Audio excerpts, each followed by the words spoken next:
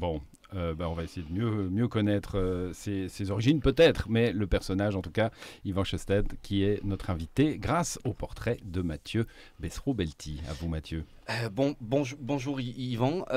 En lisant votre CV, je me suis rendu compte que nous avions quelques points communs, ou tout du moins de convergence, pour rester prudent, des similitudes qui pourraient éventuellement être les indices d'une certaine proximité d'expérience ou de pensée, sans que cela ne signifie pour autant que nous soyons absolument sur la même longueur d'onde et que certains points de désaccord ne puissent pas apparaître lors d'une discussion, d'une étude approfondie de nos cas particuliers. Mais c'est toujours un instant joyeux, et pourquoi ne pas oser le mot magique de côtoyer dans cette émission des hommes ou des femmes d'ailleurs, dont on se sent si proche, et quand je dis si proche, je ne veux pas que vous croyiez que cela est une avance ou une tentative malhonnête et détournée de m'approcher physiquement de vous, bien sûr.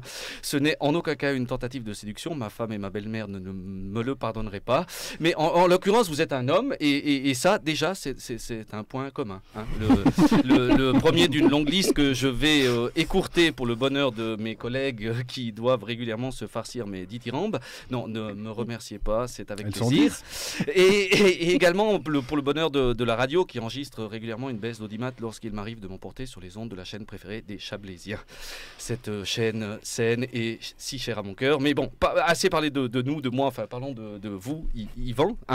Donc Yvan, alias Ted, vous êtes éducateur et responsable de formation à l'ARPI, association romande pour le perfectionnement du personnel d'institutions pour handicapés à Yverdon, et c'est marrant parce que j'ai suivi une formation chez vous, quand je dis chez vous, c'est pas dans votre maison, mais je veux dire au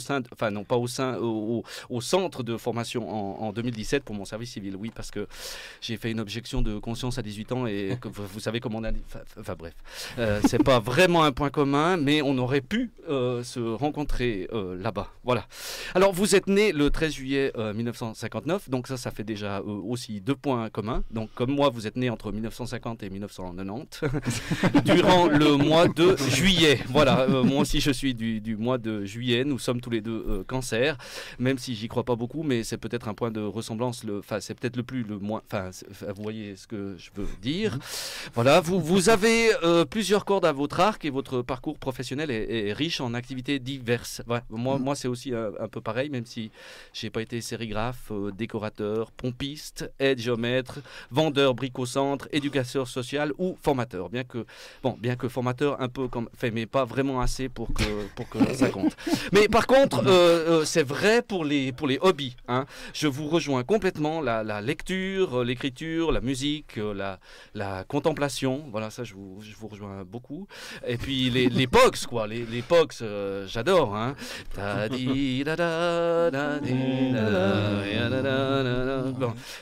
On n'arrivera peut-être pas vraiment à reconnaître, mais nous deux, on voit de quelle chanson je veux parler. Et puis également votre endroit nécessaire. Vous parlez de la montagne. Enfin, moi, ce serait plutôt un endroit en plaine d'où on voit la montagne, mais bon, montagne en même temps, vous voyez, quoi. Je veux dire, un mec qui vient du bord de la mer, même la plaine du Rhône, c'est déjà un peu la montagne. Et puis pour un Neuchâtelois, la montagne, c'est quoi? C'est peut-être pas si haut non plus. Enfin, voilà, c'est une discussion qu'on pourrait avoir sur la plaine, la montagne, la plaine. Enfin, c'est des notions relatives, je veux dire. Bon.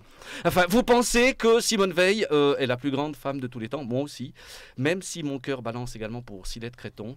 Et l'homme de tous les temps, c'est Badinter, et c'est vrai. Enfin, c'est vrai pour tout. Enfin, c'est vrai pour les gens qui sont nés avant 1975 surtout, mais les autres, on a un peu oublié qui c'était. Mais c'est un gars vraiment super, moi je trouve. Même si Michael Jordan me semble un peu plus grand, mais comme ça a priori, mais c'est certainement une question de génération. Enfin, voilà.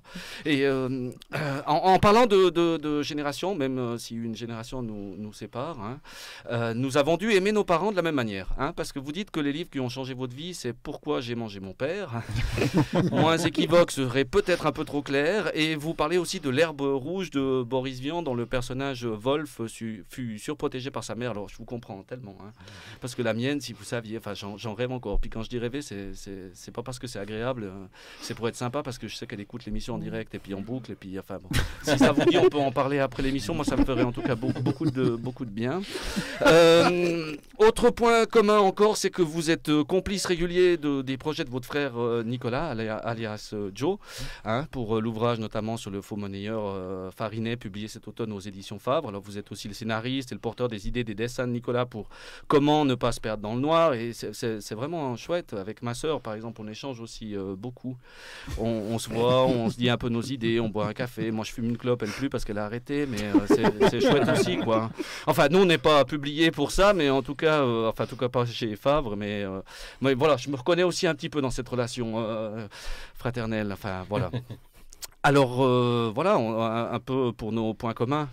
Ah non, j'en oublie un peut-être, c'est celui-là qui nous mettra, je pense, vraiment d'accord. Vous dites que votre plus grosse bêtise, c'est d'avoir répondu au questionnaire portrait des Barbouzes. Ben voilà, moi je crois que c'est d'avoir répondu présent pour faire votre portrait. Enfin, je ne crois pas qu'il soit à la hauteur de vous. Enfin, il est plutôt à la hauteur de moi et c'est pas avec mes 1m69 que je peux viser bien haut. Alors voilà, toutes mes excuses. Ah non, je m'excuse, j'ai promis à mon psy que je m'excusais plus. Donc, bienvenue et je me réjouis de passer cette émission avec vous, Yvan. Ça va aller, Mathieu. C'est dur en ce moment. Oui, c'est un peu, je crois que c'est... Mais on sent les progrès. Ouais. Je vous assure qu'on sent les progrès. Merci Florian.